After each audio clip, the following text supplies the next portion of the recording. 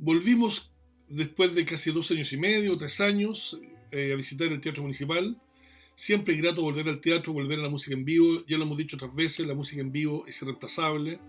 No solamente por lo que significa la cosa acústica, la cosa física, de sentir las vibraciones de la música, los instrumentos en la piel, en los muebles, en la butaca, sino también especialmente por la capacidad que tiene el músico de transmitir su, su forma de ver la música, de sentirla, su expresividad, su forma de interpretar. Y eso es algo que no se reemplaza, aunque uno tenga el mejor equipo de música o el mejor soporte discográfico.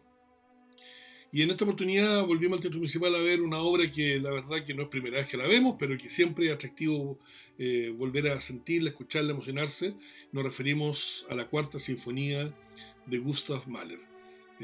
Una pieza deliciosa, propia del romanticismo tardío de fines del siglo XIX, compuesta a principios del siglo XX, y que bueno, es la excusa para conversar hoy día de Mahler y de un libro que acabo de comprar que también vale la pena compartirlo con ustedes. ¿Cómo están? Bienvenidos a la música como excusa.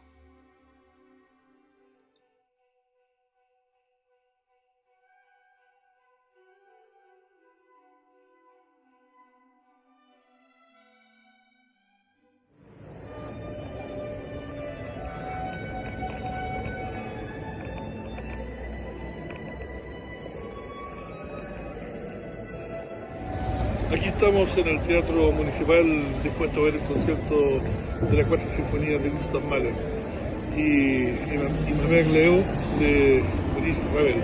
Veamos.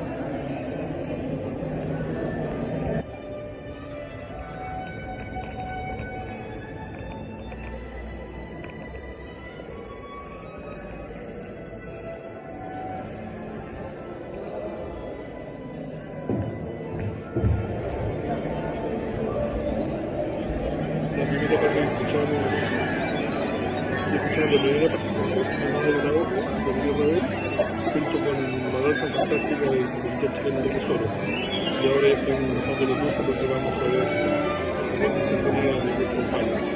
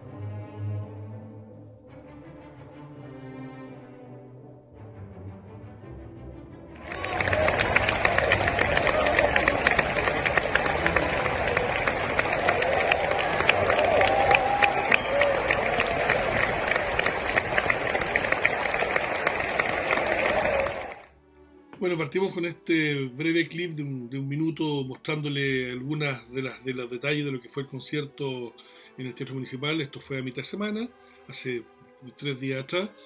Siempre vamos con un par de amigos y disfrutamos la música y después, bueno, como es habitual, vamos a comer y a compartir nuestras apreciaciones. Decíamos que Gustav Mahler es un músico por romántico, un músico nacido en Bohemia. La Bohemia entonces, ya creo que lo hemos dicho otras veces, a fines del siglo XIX, claro, bien digo, a fines del siglo XIX, la Bohemia era parte del Imperio Austrohúngaro. Bohemia era un reino, el reino de Bohemia, un ducado, era parte, ¿no es cierto?, del Imperio Austrohúngaro, y que bueno, en Bohemia, como hasta el día de hoy, Bohemia hoy día forma parte de la República Checa. Eh, la República Checa está compuesta de Bohemia y Moravia, y Eslovaquia era otra nación que hoy día ya está en un país aparte, y donde en Bohemia había algunos sectores germanoparlantes. Todavía existen muchos sectores donde hay poblaciones, pueblos de checos que hablan bohemios o checos que hablan alemán. Y bueno, y Mahler nació en el pueblo de Caliste, precisamente, donde era un pueblo donde se hablaba alemán. Era de tradición alemana, y la diferencia con los alemanes del Imperio Alemán entonces, o de Prusia, o incluso de la Confederación Germana que hubo antes del Imperio. A diferencia de ello, los checos eran los bohemios, el Imperio Austrohúngaro era católico, a diferencia de los alemanes que son luteranos. Y bueno, y esa diferencia, una diferencia que después marca más el siglo XX con la Segunda Guerra Mundial y por supuesto el reclamo de Hitler cuando invade Checoslovaquia de apoderarse de la zona de los Sudetes, que era zona donde se argumentaba que vivían básicamente alemanes, y esa era la excusa, ¿no es cierto?, para invadir República Checa. Hago este paréntesis un poco para contextualizar que a pesar de nacer en Bohemia, a pesar de ser un músico bohemio, en ese sentido, en el sentido más amplio de la palabra, en un pueblo nacido que está en Chequia, Gustav Mahler, por supuesto, era un músico alemán, un músico con vocación austríaca, dada la nacionalidad en el momento de que él nace. Gustav Mahler nace, como le decía, en Caliste, esto está a mitad camino entre Breno y Praga, el 7 de julio del año 1860, en una época sin duda de muchos cambios en Europa, y desde muy temprano él le interesó la música, su familia lo apoyó y a diferencia de otros músicos, él realmente pudo estudiar en el Conservatorio de Viena, pudo desarrollar su carrera musical con cierta normalidad, pese a que las posibilidades de la composición, y que era lo que a él más le interesaba, eran muy difíciles, por lo tanto él se concentró en la dirección de orquesta. Gustav Mahler fue un reconocido, uno de los más importantes directores de orquesta de la época, dirigió las grandes orquestas de Europa, incluso dirigió orquestas en Estados Unidos, dirigió en Berlín, en Düsseldorf, en Hannover, en Viena, Salzburgo, en Praga, dirigió las grandes orquestas de la época, y un amplio repertorio básicamente de lo romántico, de donde él adquiere cierta herencia de algunos elementos propios del romanticismo. Y por supuesto fue un gran director de ópera, le interesó mucho la grande ópera del nacionalista o la ópera clásica italiana. Y este Gustav Mahler, que su primera parte de la vida consistió básicamente en aprender música, en aprender a dirigir orquesta y a componer, no tuvo una carrera de compositor tan prolífica como otros músicos de su época, o no tan prolífica como quisiéramos un músico de su talla. Gustav Mahler, básicamente su obra la dividió en dos vertientes, una vertiente que fue la vertiente sinfónica, donde rescata algunos de los elementos que ya venían desde el romanticismo alemán. Estamos hablando de Beethoven, estamos hablando de músicos como, qué sé yo, como Berlioz, un músico francés, y especialmente Wagner, Liszt y Wagner, especialmente Wagner, con esta música programática. Entonces lo que toma muchas veces son estas grandes obras sinfónicas, clásicas, de 4 movimientos o de 5 movimientos. Él pone voces, un poco emulando lo que hace Beethoven con la novena. Grandes coros, él quería una música total, un poco como lo que hacía Wagner, pero sin la puesta en escena, sin la puesta en escena wagneriana, que era de teatro, sino más bien Mahler se concentra en la música, en la composición, y tiene grandes obras con grandes temáticas, sinfonías con orquestas con muchos instrumentos, con muchos músicos, con percusiones, con muchos bronces, con arpa, muchas veces con piano y otros sonidos efectistas, digamos. Él compone esta grande sinfonía y alcanza a componer 9 sinfonías completas y una décima que la deja inconclusa, que es terminada por otro músico. Y por otro lado es una vertiente, estas 10 sinfonías, estas 9 sinfonías y media que él hace, y por otro lado las canciones, que son canciones muchas veces recogidas de la tradición popular, pero con una mirada, con un abordaje temático, letrístico y compositivo muy interesante. Mahler no era un músico de vanguardia en el estricto sentido de los músicos que entonces, a principios del siglo XX, aparecían. No, por supuesto, no pertenecía a la escuela dodecafónica o atonal de Arnold Schoenberg, que son contemporáneos, de Alban Berg, o la música de Béla Bartók, músico húngaro, sino más bien él pertenece a la tradición de la música romántica, pero con estos elementos que él decía anteriormente, donde hay un cierto porromanticismo. Y dentro de su sinfonía, una de las más exquisitas, de las más deliciosas, es precisamente la cuarta sinfonía, que es una sinfonía menor en términos de cantidad de músicos y menor en términos de exposición. Es una sinfonía más breve, más corta, dura casi una hora, o las otras sinfonías de Mahler, la primera, el Titán, la quinta, la séptima, son grandes sinfonías. Las segundas sinfonías son sinfonías que duran más de una hora y cuarto, una hora 20. Son obras totales que se podían estrenar en los teatros de forma íntegra, sin acompañarla por otras piezas. En esta oportunidad fuimos al Teatro Municipal a ver la cuarta sinfonía de Mahler, como les digo, de una hora, una interpretación magnífica con el maestro Max Valdés. eh, y bueno, y la Orquesta Filarmónica de Chile, tradicionalmente salpicada de músicos rusos, ucranianos, de músicos internacionales y músicos chilenos, que le da un color, una textura a la orquesta muy interesante. Y Max Valdés realmente que hace la orquesta que suene de mil maravillas, sobre todo, como les decía, con algunos de estos músicos que destacan especialmente el concertino, la arpista, una música china, las violas, los violinos, donde hay músicos eslados muy interesantes. Y se acompañó además en esta oportunidad, no vamos a comentar la otra obra para concentrarnos solamente en Mahler.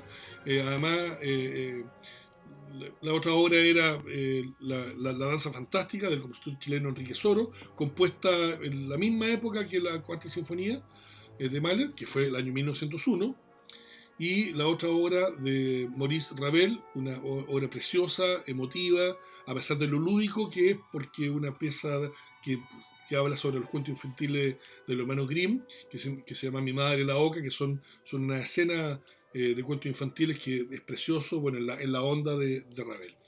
Y volviendo a Mahler, bueno, el plato fondo del concierto era la Cuarta Sinfonía, y una Cuarta Sinfonía que yo le podría decir que es una obra un poco con un carácter ingenuo, por eso funcionó un poco con Mi Madre la Oca, porque habla sobre una mirada romántica del cielo. Recordemos que Gustav Mahler es católico, él tiene en su obra un peso religioso muy importante. Él renunció, Gustav Mahler es de familia judía, pero él es converso, se convirtió al cristianismo, y es una obra que una cierta ingenuidad, diría una cierta simplicidad, pero con un gran encanto. Simplicidad que eso no significa abandonar las grandes temáticas de Mahler, ni abandonar su complejidad musical, pero digo simplicidad porque hay sonido identificable, hay una cierta cosa, insisto, programática.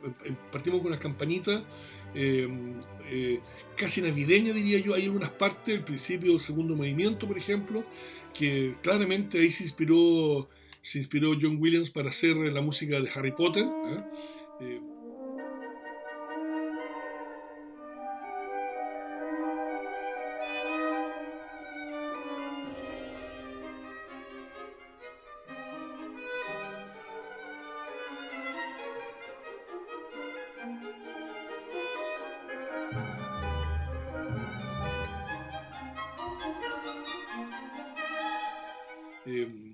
eh, unas melodías exquisitas que claramente son la inspiración de la música de Harry Potter, con esta cosa media mágica, con una relación con la divinidad o con el cielo, con la magia, con lo desconocido, que es muy interesante, y termina con un gran con un gran movimiento donde hay un recitativo de la soprano, de un poema donde dice, bueno, ¿qué están haciendo en el cielo? Los ángeles hacen en el cielo mientras hacen pan en el horno, mientras juegan en los jardines, o sea, haciendo un poco, contándole un cuento infantil a los niños de lo que hay en el cielo, eh,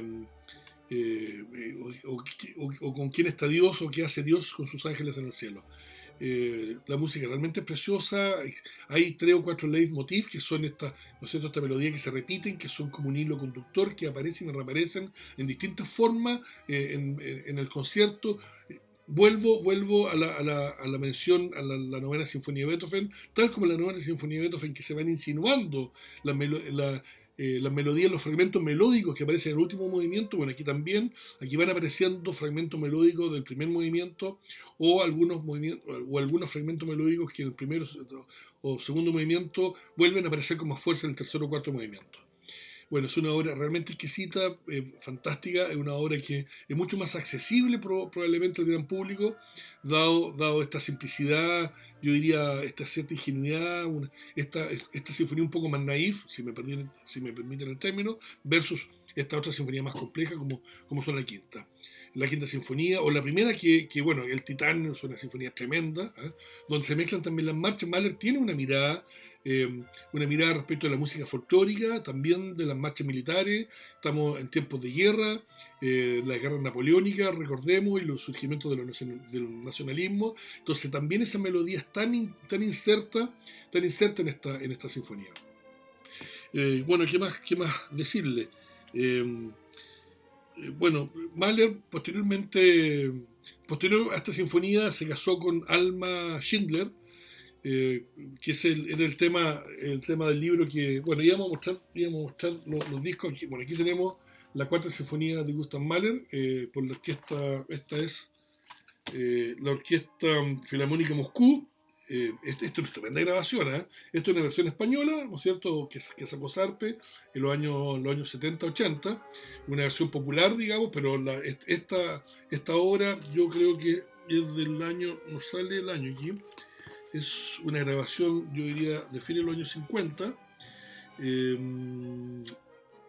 debe ser de fines del año 50, precisamente dirigida por Kirill Kondrashin y la Orquesta Filarmónica Moscú. Una excelente versión.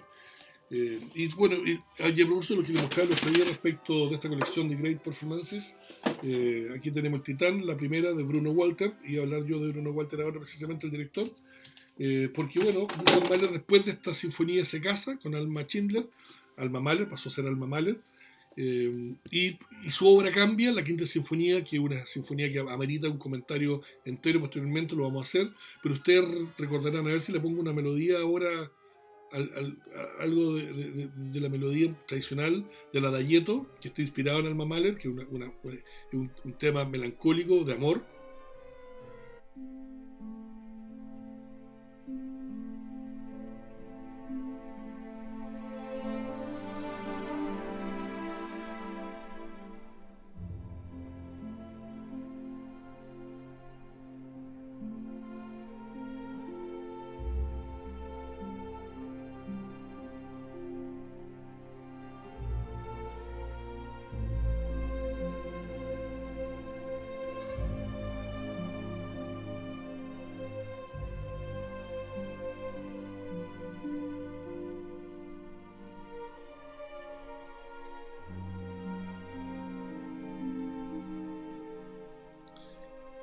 Pieza esta, no sé si la alcanzó a escuchar porque es muy breve, que es parte de la música de la película de Luchino Visconti, Muerte en Venecia. Bueno, decía que a partir de ese momento la quinta, la sexta, la séptima, la octava, novena sinfonía lo hace en época que está casado con Alma Mahler. Y Alma Mahler es un tema aparte, diría yo. Después de la muerte de Mahler, el año 1911, llega a estar 10 años casada Alma Mahler con Gustav Mahler, Alma Schindler con Gustav Mahler, están 10 años casados, y después de la muerte de Mahler, temprano, a los 50 años, fallece Mahler en mayo del año 11, de 1911. Yo diría que Mahler pasa un poco al olvido, o a segundo lugar. La importancia que tuvo él en vida como director de orquesta y compositor de alguna manera queda olvidado. Recordemos que además en Alemania, en Austria, bueno, son tiempos difíciles, a los pocos años viene el nazismo, todo lo que suena judío la verdad que está como proscrito, y recién Mahler fue redescubierto, por decirlo de alguna manera, o fue revitalizado en los repertorios de las grandes salas europeas en los años 50, precisamente bajo la conducción de directores como Bruno Walter, que yo diría que fue el mentor del nuevo Mahler en los años 50, y luego las grabaciones de Otto Klemperer, o incluso de Leonard Bernstein. Ellos fueron directores que redescubrieron, reinstalaron a Mahler en el concierto de los autores contemporáneos, y mucho del mérito de la revalorización de Mahler tiene que ver precisamente con nuestros tres directores y algunos otros, Bernard Haitink, que empezaron a recoger su repertorio, y en ese repertorio, bueno, hay muchas obras. El mismo Bruno Walter debe tener las mejores obras, de las mejores sinfonías por lo menos, o todas las sinfonías, de la Sinfonía de Mahler, mejor dicho. Yo creo que las mejores grabaciones son precisamente la de Bruno Walter, pero después vienen otras más contemporáneas, con otra calidad probablemente de grabación, la medida que iba aumentando la calidad tecnológica de los sistemas de grabación. Pero bueno, son todas versiones extraordinarias, aquellas de Bruno Walter y después de Leonard Bernstein, y actualmente de músicos como Claudio Abbado, o Giuseppe Sinopoli, que son los músicos referenciales actualmente. Bueno, y volviendo a Alma Mahler, decir que Alma Mahler fue bueno, una mujer extraordinaria. Yo creo que una de las primeras mujeres importantes que no fueran miembros de alguna monarquía, fueran princesas. Son pocas las mujeres del siglo XIX que destacan por su inteligencia, por su profesión. Alma Mahler era música, no obstante, como música renuncia a la música al lado de Gustav para transformarse en musa. Gustav Mahler estuvo profundamente enamorado de ella, pero no fue el único. El libro, bueno, estoy recién empezando a leerlo, algo sé de la historia de Alma Mahler. Era una mujer bellísima, fue musa de muchos artistas de la época. Tuvo algún amorío, nada menos que con el pintor Gustav Klimt, pintor austrohúngaro, posimpresionista o fobista.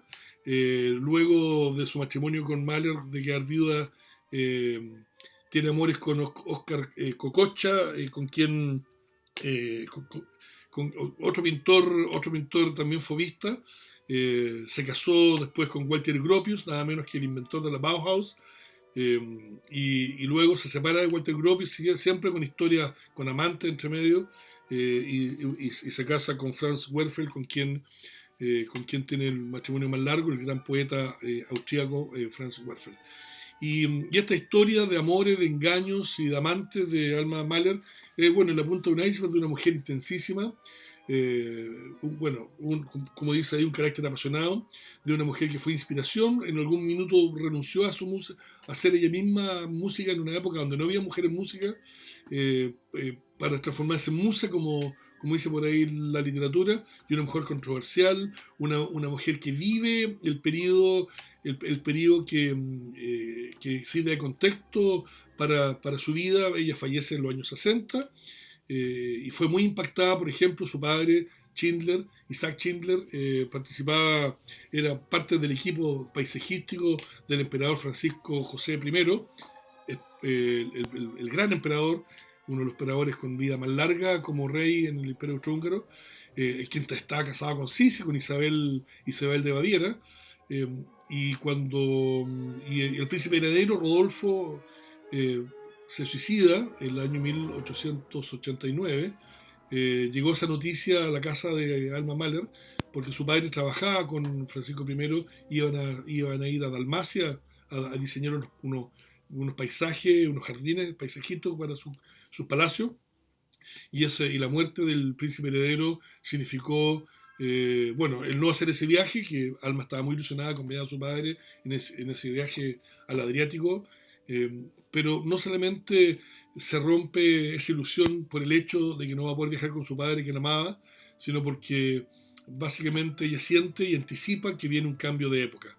Alma Mahler incluso diría que lo que ocurrió después de ese fallecimiento, incluso después con el quiebre, recordemos que después fallece en el año 98, asesinan a Sisi, ¿eh? y el rey que ha asumido en la pena hasta que vienen los acontecimientos que sabemos en la Primera Guerra Mundial, y se acaba ese mundo.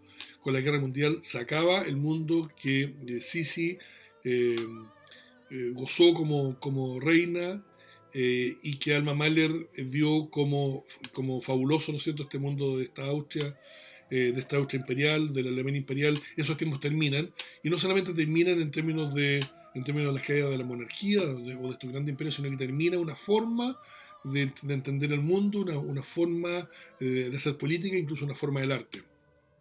Y bueno, y Alma Mahler está a caballo de esos cambios. El libro, bueno, promete ser muy interesante, he visto todas las críticas. Un recorrido por la vida de Alma Mahler supone también el repaso de la historia y el arte de los últimos tiempos. Este libro nos lleva a la Viena del siglo XIX hasta el Nueva York del siglo XX, y con él sorteamos las dos guerras mundiales, el surgimiento de nuevas formas artísticas como la Bauhaus, la historia de la música del siglo XX. Alma Mahler y Gustav Mahler, este matrimonio que estuvo 10 años casado, solamente una mujer que tiene amantes y atractores como Alma Schindler, está Alma Mahler, que fue la primera mujer que se rebeló, un poco también como parangón con la Sisi de Francisco José, eh, que también tiene luces y sombras, personajes con luces y sombras, como todo, más allá de las películas que se han hecho, la literatura que existe. Bueno, interesante lo que hemos visto. Vale la pena, bueno, yo ya les diré si vale la pena leer el libro, pero sí vale la pena de todas maneras escuchar la obra de Mahler, y en particular ahora esta cuarta sinfonía que, bueno, sin duda es una de mis favoritas del periodo post-romántico. ¿Les gusta la cuarta sinfonía? ¿Les gusta otra? ¿Conocen a Mahler? ¿Quién les gusta de Mahler? Coméntenmelo acá abajo, y al mismo tiempo suscríbanse, hagan clic en el me gusta, síganos y manden sus comentarios, que nosotros felices de dialogar con ustedes de música, que nos sirve como excusa para conversar siempre de otros temas. Bueno, un gran abrazo, que la pasen bien y nos vemos.